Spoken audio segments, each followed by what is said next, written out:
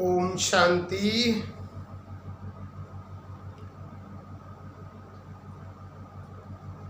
हम सब आत्माएं प्राय एक ही पुरुषार्थ करते हैं किसी प्रकार से कि हम सब मुक्ति और जीवन मुक्ति कैसे पाएं। आत्माएं दिनों दिन बंधनों में बंधती जा रही हैं, चूंकि आत्मा पर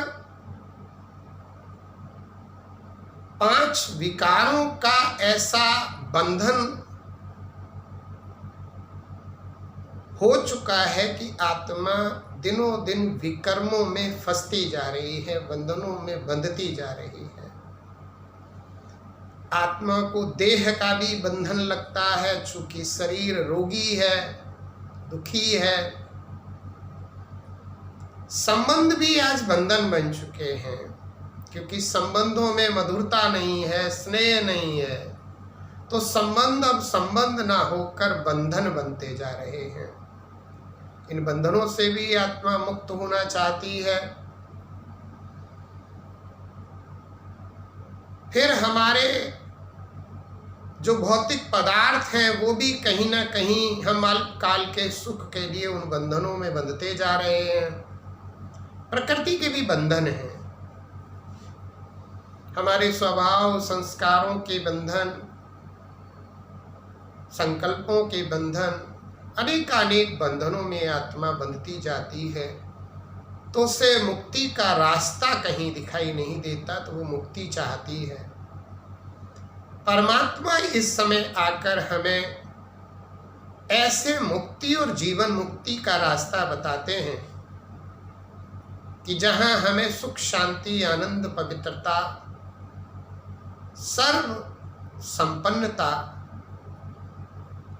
मुक्ति और जीवन मुक्ति का आनंद हमें मिलता रहता है।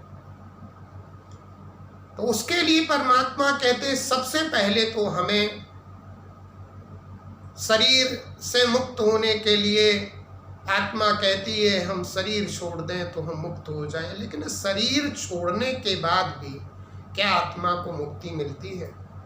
नहीं, क्योंकि आत्मा एक शरीर छोड़ेगी, फिर दूसरा शरीर लेगी, फिर भी उसको मुक्ति नहीं मिलती है।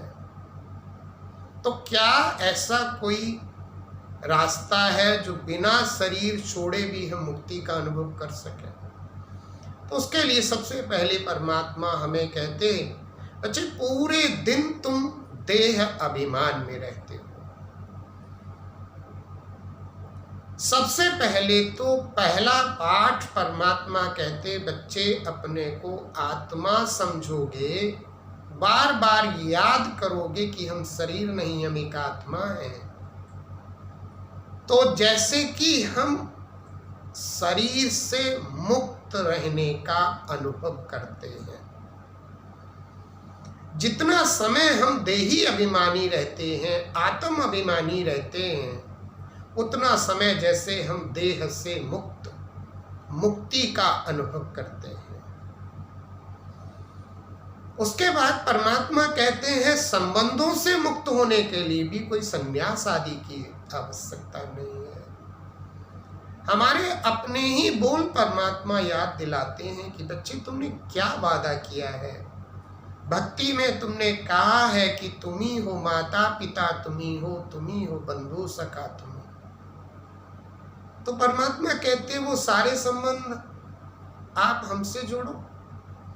मैं तुम्हारा माँ बाप, बंधु सखा, फिर कहते हैं तुम ही हो माता पिता, तुम ही हो बंधु सखा, तुम ही हो विद्या द्रविड़म, तुम ही हो। तो विद्या दाता भी वही है। तो माना कि हमारे सर्व संबंध परमात्मा से, ये तो हमने वादा किया है, फिर उस वादे को हम क्यों नहीं निभाते हैं? उस वादे से हम फायदा क्यों नहीं लेते हैं?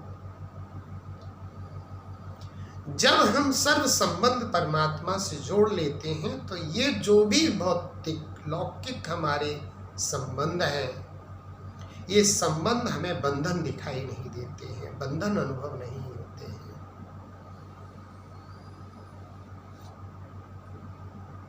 और फिर उसके बाद हमें साधन भी बांध रहे हैं। भौतिक साधन सुख, अल्पकाल के सुख के लिए जो हम साधन उपलब्ध कराते हैं, जिनसे हम अल्पकाल का सुख लेना चाहते हैं, ये भी हमें बंधन में बांधते हैं। तो अगर हमें परमात्मा से ही वो सुख, शांति, आनंद, पवित्रता हमें मिलने लगे तो हम इन साधनों से भी धीरे धीरे मुक्ति का अनुभव करते हैं। 5 विकार भी कहीं ना कहीं किसी प्रकार से हमें बंधन में बांधते हैं, और इन 5 विकारों के कारण ही हम हर कर्म विकर्म में बदल लेते हैं। हमारा कोई पुण्य जमा नहीं हो रहा है और कर्म भी हमारे लिए जैसे बंधन बन जाते हैं। तो हम कर्म से संन्यास नहीं लें, हम विकर्मों से संन्यास लें, विकारों से संन्यास लें। क्योंकि कर्मेंद्रियां हैं तो कर्म तो हमें करना ही है, लेकिन हम कर्म ऐसे करें जो परमात्मा की श्रीमत के आधार पर कर्म हो। फिर हमारे ही कुछ ऐसे सूक्ष्म बंधन हैं जिन्हें हम सोने की जंजीर कहें, जैसे कि हमारे स्वभाव और संस्कारों का बंधन।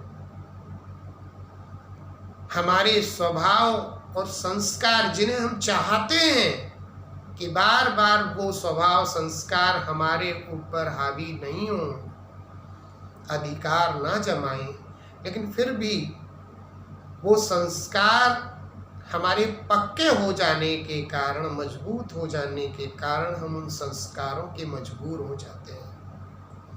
कहते भी हम करना नहीं चाहते हैं, लेकिन क्या करें, हम अपने संस्कारों से मजबूर हैं। हम बोलना नहीं चाहते थे, लेकिन हम अपने संस्कारों से मजबूर हैं। तो ये संस्कार और हमारा स्वभाव क्या है? आत्मा का स्वभाव है शुभ भाव, लेकिन हम अपने शुभ भाव के स्वभाव को छोड़कर अवगुणी और आसुरी स्वभाव और संस्कारों को अपना संस्कार, अपना स्वभाव मान लेते हैं। ये भी हमें कहीं ना कहीं बंधनों में बांध रहे हैं।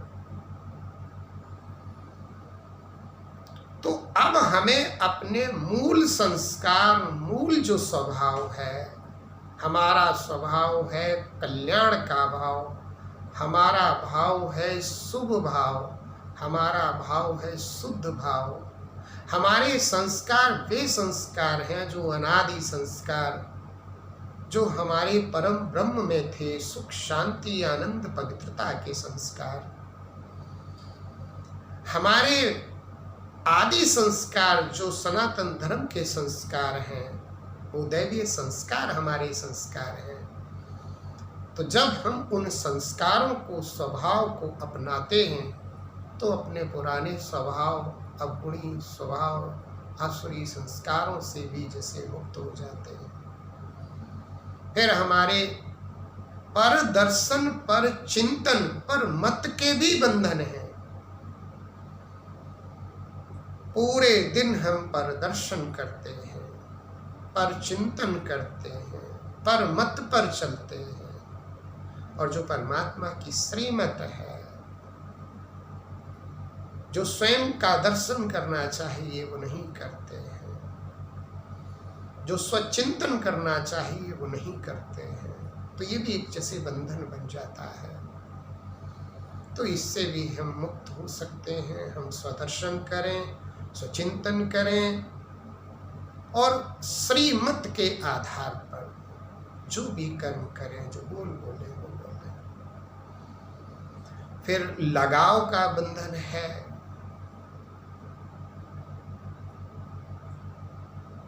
तो ये सभी बंधन हमें कहीं ना कहीं बांध रहे हैं, इन बंधनों से जब हम मुक्त हो जाते हैं तो हम जैसे कि जीवन मुक्त स्थिति का अनुभव करने लगते हैं। और ये जीवन मुक्त स्थिति ऐसा नहीं है कि सतयुग में ही मिलती है, देवी देवताओं को ही मिलती है। सतयुग की जीवन मुक्त स्थिति का अनुभव हमें इस समय संगम पर ही करना है। जैसे ये रिहर्सल चल रही है, पूरे दिन में हम देखें कि क्या हम ऐसी मुक्ति का और जीवन मुक्त स्थिति का अनुभव करते हैं। मुक्ति और जीवन मुक्ति में अंतर क्या है?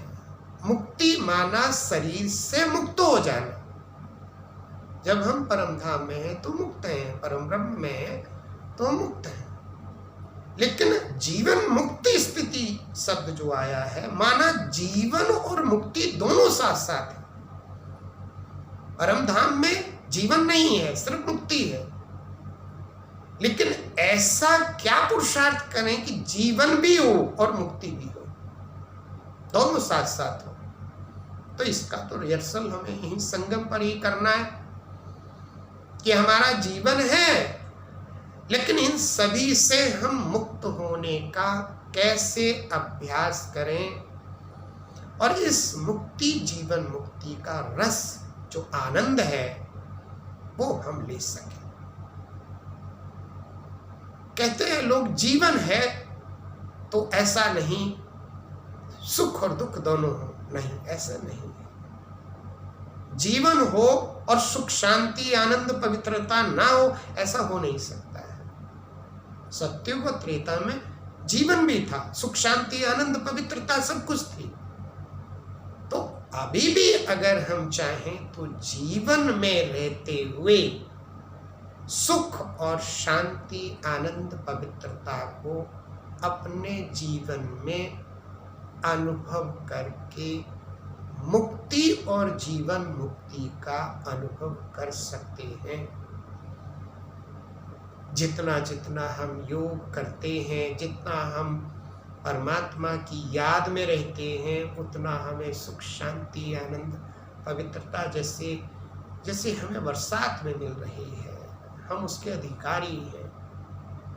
जितना हम देही अभिमानी रहते हैं, जैसे हम मुक्ति का अनुभव करते हैं, हम शरीर हैं ही नहीं, हम सिर्फ एक आत्मा है।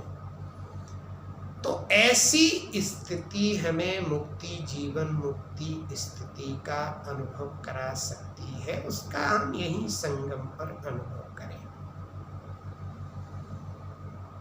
तब हमें सतयुग में इसका आनंद मिल सकेगा। लेकिन अगर हमने यहाँ पर इसका अनुभव नहीं किया तो हमें सतयुग में भी ये आनंद उतना ही समय मिलेगा जितना हमने संगम पर किया है।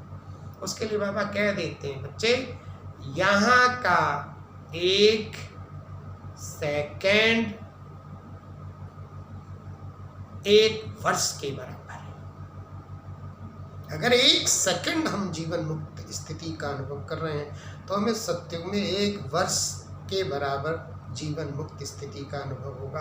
तो कितना महत्वपूर्ण समय चल रहा है संगम युग का, ये विशेष संगम युग का, जिसमें हम मुक्ति जीवन मुक्ति का अनुभव कर सकते हैं और सुख शांति का जीवन, हम ऐसा जीवन जी सकते हैं कि दिल से कहें कि बस अगर कहीं सुख है तो वो संगम पर है और कहीं नहीं। क्योंकि परमात्मा इस समय हमें मिले हैं, हमें परमात्मा की नॉलेज है, परमात्मा के आदि मध्य अंत की नॉलेज है।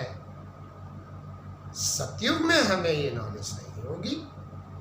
तो ये स्थिति हमें इस समय संगम पर ही धारण करनी है और अतीन्द्रिय सुख का अनुभव करना है। जो कहें अतीन्द्रिय सुख अगर पूछना है तो परमात्मा के गोपी बल्लभों से पूछें, गोपी गोपिकाओं से पूछें। तो ऐसी अपनी स्थिति बनानी है और सुख शांति का अनुभव करना है। ओम शांति।